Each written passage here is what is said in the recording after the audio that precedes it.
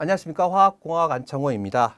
오늘은 26강이죠. 26강은 이제 반응공학, 그러니까 반응공학인데요. 제목 자체가 이제 대단원 이야기는 반응공학인데, 자, 여기 내용에서 세부적인 내용은 가장 중요한 내용은 이제 반응 속도론이 되겠습니다. 실제 반응 속도를 우리가 해석할 때는 우리가 이제 속도란 개념은 시간분의 이동거리잖아. 물리적인 개념에서 본다면요.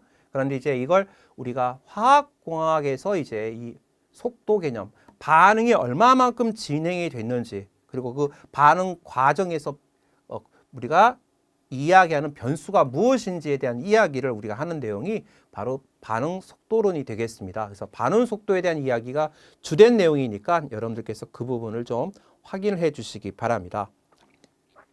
자, 먼저 그럼 반응공학의 기초가 되는 여러 내용들이 어떠한 것들이 있는지를 한번 살펴보도록 하겠습니다. 먼저 반응공학에 대한 이야기인데요. 화학반응 공정의 최적 장치를 선정하고 반응기의 조작 또는 크기와 조작 조건을 갖다가 결정하는 분야가 바로 반응공학이 되겠습니다.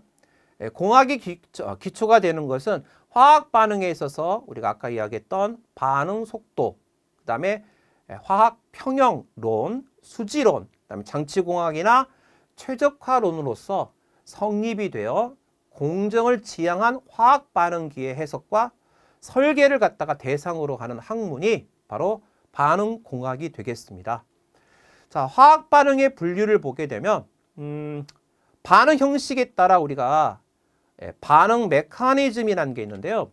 이 반응 메커니즘이라는 게 뭐냐면 간단하게 이야기한다면 우리가 일반적으로 하나의 화학 반응이 일어날 때 단일 단계 반응으로 일어난 게 아니라 여러 단계를 거치면서 우리가 진행이 됩니다. 그러니까 A가 B가 됐다고 해서 그냥 한꺼번에 딱 진행이 되는 게 아니라 A가 C가 되었다가 B가 되는 것처럼 이처럼 여러 단계, 각 단계, 다단계라고 이야기할게요. 다단계 반응으로 진행이 되는 거죠. 자, 이러한 과정 자체를 우리가 반응 메커니즘이라고 이야기를 합니다. 그래서 이 반응 메커니즘에 보면 기초 반응과 비기초 반응으로 여기 표현되어 있는데 여러분들께서 해석하실 때는 단일 단계 반응이 아니라 일반적으로 우리가 화학 반응이 진행되는 건 바로 다단계 반응으로 진행이 된다라는 거. 그다음에 이제 반응 차수라고 해서 이제 뒤쪽에 우리가 반응 속도에 대한 이야기를 하면서 정리를 해볼 건데 차수가 이제 1이냐 2냐에 따라서 1차 반응, 2차 반응 또는 차수가 0인 경우도 있습니다. 그래서 0차 반응이라고도 하죠. 이런 반응 차수라는 개념을 통해서 우리가 반응 형식을 분류할 수가 있다라는 거.